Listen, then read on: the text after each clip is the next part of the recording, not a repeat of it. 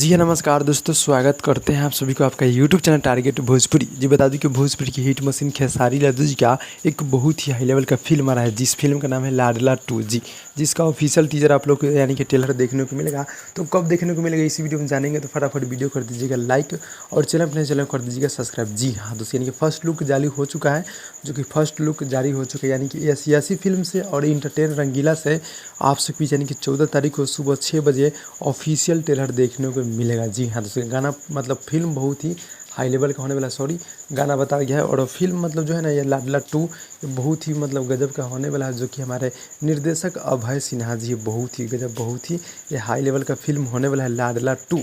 तो इंटरटेन रंगीला से और यसी फिल्म से दोनों चैनल से देखने को मिलेगा। बहुत ही हाई लेवल, बहुत ही गजब का यानी मूवी होने वाला है लाडला 2। जी हाँ दोस्तों, तो फिर से धमाका होने वाला है, आप लोग रेडी हो जाइएगा, जितने भी खेसारी जी को चाहने वाले भाई लोग देख रहे हैं। जी हाँ दोस्तों, 14 तारीख को आप लोग रेडी हो जाइएगा। तो भाई लोग मिलते हैं अगली वीडियो में, तब तक के लिए धन्यवाद दोस्तों।